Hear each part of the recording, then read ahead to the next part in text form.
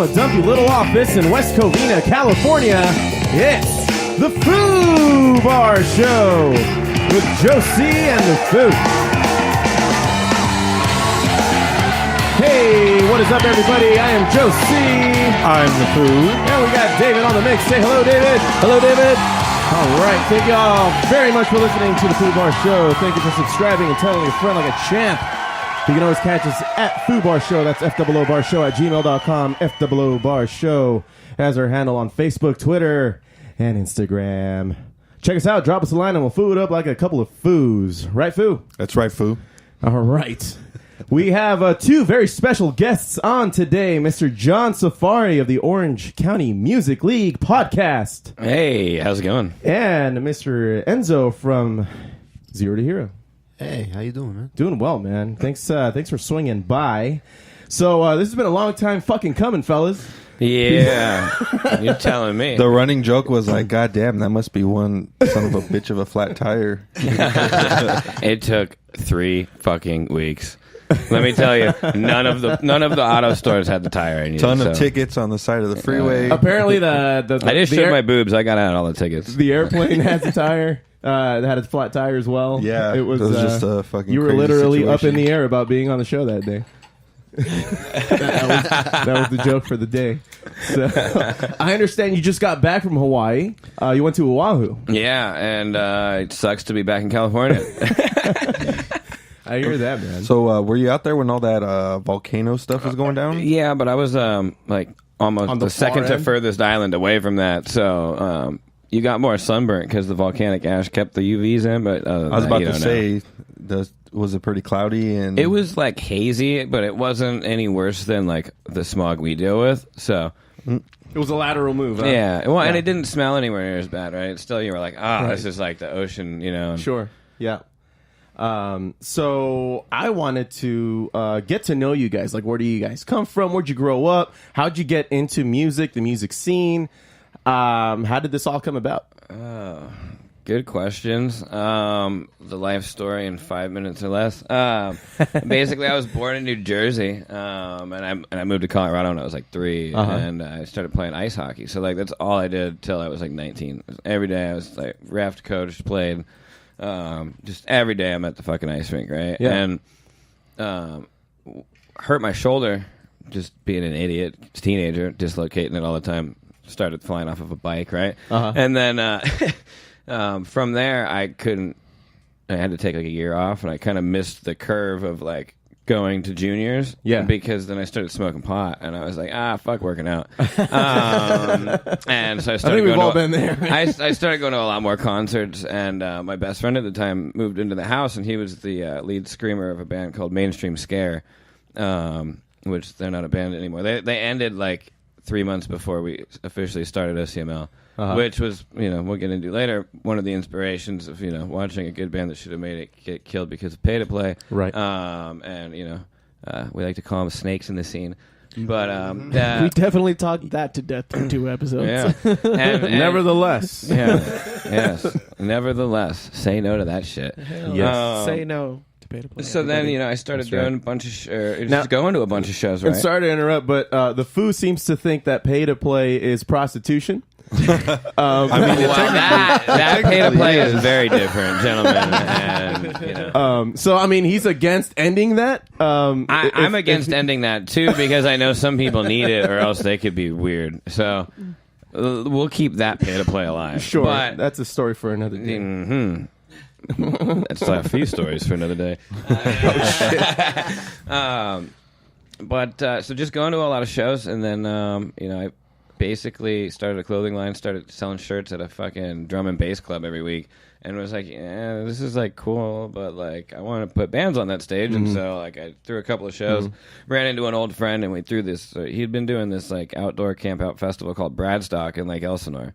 And I was doing these local shows in Costa Mesa at the Tiki Bar, and we both started helping each other out. Oh shit, yeah. And so, like, after like Tiki 8 Bar. months of just kind of, going back and forth, doing this, doing that, then throwing that Bradstock, it was like, hey man, like, this is what I'm gonna do for the rest of my life. So, like, you want to do it, or like, you just want to keep a lab? And Kevin was like, he was the co-founder of OCML. It was, yeah, man, let's fucking do it. And so we were like hammered at the bar. We were like, well, what are we gonna call it? And we were like, Well, it's kind of like superhero-y that we're going to stand up for the bands. And I want to be first on Google searches, so we went with something easy with Orange County Music League. And now when you search Orange County Music, we're the first thing that fucking pops up. Yeah, man. And so, like, there's a bunch of cool productions and entertainment, and we went, like, sort of corporate with it, even though we're, like, the furthest thing from a corporate structure, which is fun. We need a little discipline with any organization. Yeah. That's why having Kevin as a business partner is good, because he handles all that shit. I like to go have a good time. So. Right. Yeah, man, that's how I would treat it, at least. And then, since then, it's been try this, fail, try that, fail. Mm-hmm. Oh, wait, that didn't work either. Shit, well, that still didn't work. And then eventually you just figure out all the things that don't work that you just land into, like, oh, shit, this is the last thing we thought of, but it works. Right.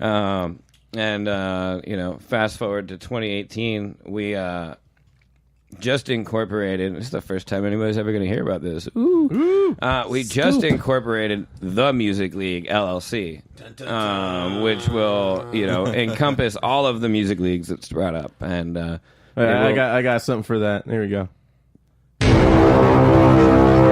Coming soon to a music scene near you.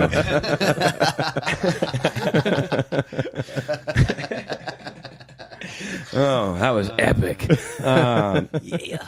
But yeah, and 2 years ago almost, we started the OCML podcast. I think I should throw that in there. And it comes out every Monday. It's on you're iTunes. on episode 88, I saw. I believe so. I forget. I don't listen to them. I'm not going to lie. But it's funny. I listened to 2 of them last night with my roommate because I was talking shit. I was like, man, I should listen to my own stuff every once in a while at least. And I knew what I was going to say just by listening to what everybody else said. And like, I don't do scripts. I don't do shit. I just go in and this is what we're going to talk about, and we talk about it. Right. For me, it's like the most authentic way, Totally. If you're always telling the truth, you don't have to ever remember anything. Exactly. And it's like fucking cool. Because when you listen to it, you think the same thing as that you're saying versus like something that's scripted, and you're like, I don't know. It was an interesting experience. Mm-hmm. I got to listen to the podcast where you guys were talking about throwing a festival, I believe, where you guys had issues with there not being lights for the vendors at late at night, and then you had some tips, of getting people generators, and it was actually really handy in that respect. Like I thought you guys had a list of things to talk about, and one of them was like, oh, let's give some tips on how to throw a good show or a better show, not make these mistakes. But that was excellent. The whole generator thing, I picked it up, and it was a lot of fun to listen to.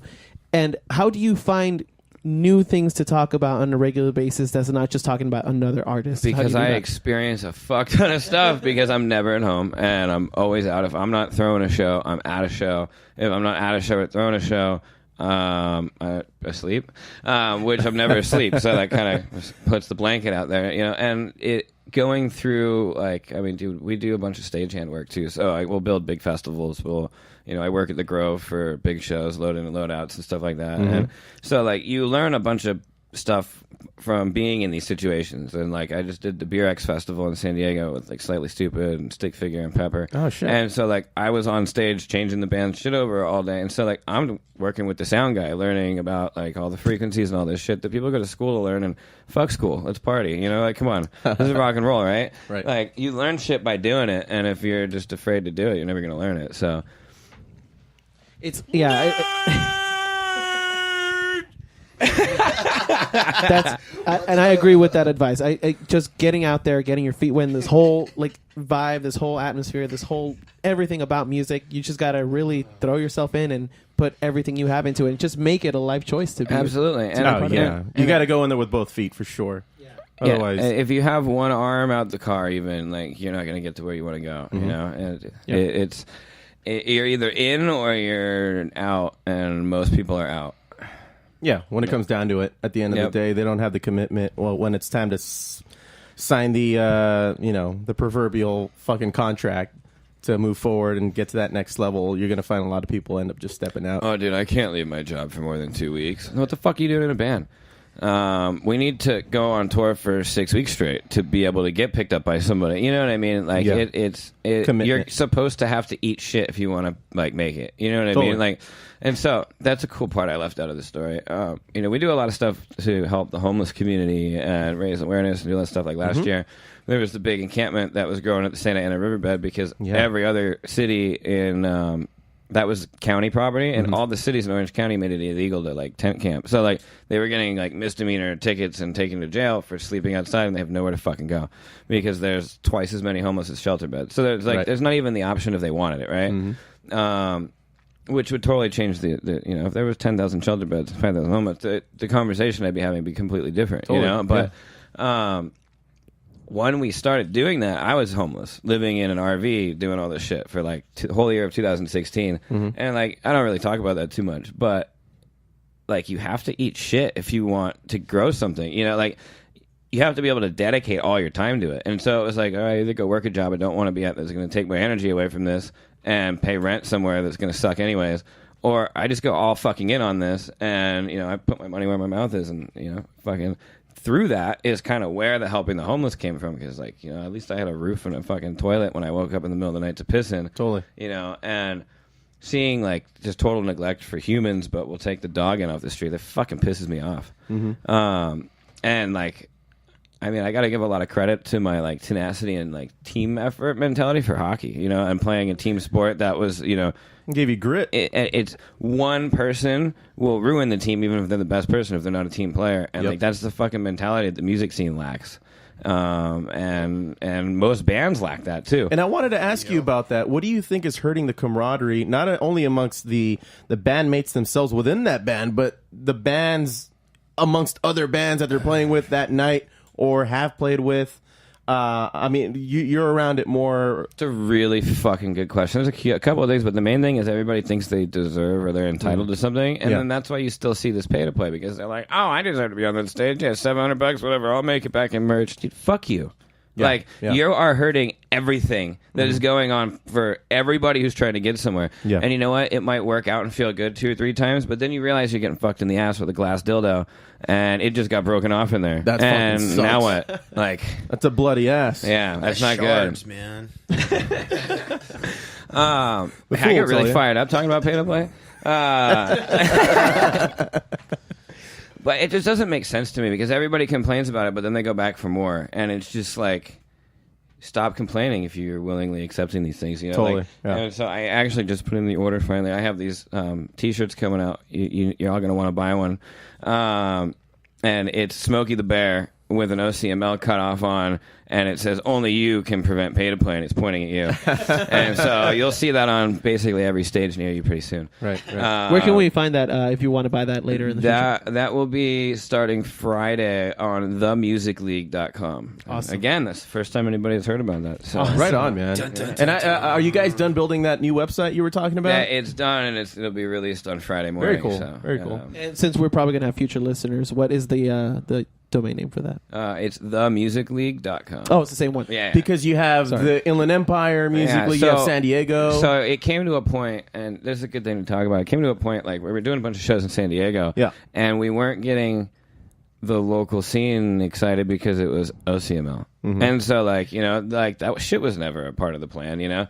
But it became something that we had to do if we wanted to help that scene the same way that we're helping this scene, is you have to localize it, because everybody's crazy about their local team, their sports team, all that kind of stuff, right? And so we launched that, and then, like, as soon as we did that, it was like, oh, the Inland Empire is even closer for us, and that's kind of where Enzo came in. Yeah. Cheers. Jeez. Got another one of them beers, homie? Oh, no, it's all over your shirt. For those who don't know, Enzo unfortunately has spilled a little bit on his nice, really brand nice new white shirt. Yeah. It was a stout. What are you drinking there, Enzo? This is a beautiful milk stout nitro. You know what I mean? What's the alcohol content on that thing? It's delicious.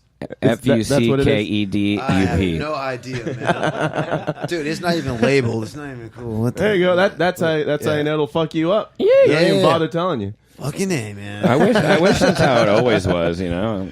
Searching for the have it be a surprise. Like, surprise. I'm working on this 6% Maui Brewing Company coconut Hiwa porter. That was good. It's a robust dark ale with hand toasted coconut. I wish I was getting paid for this shit. I mean, you're wearing the shirt and you're reading it. I thought you were. I mean, Holy shit, I didn't know I was wearing. All right, well. Hey, shout out to Maui Brewing Company. I just came back from Oahu, and we need some more Maui in our lives. So hit us up. Totally. Let's just send them this episode. Yeah, the Foo Bar Show and the OCML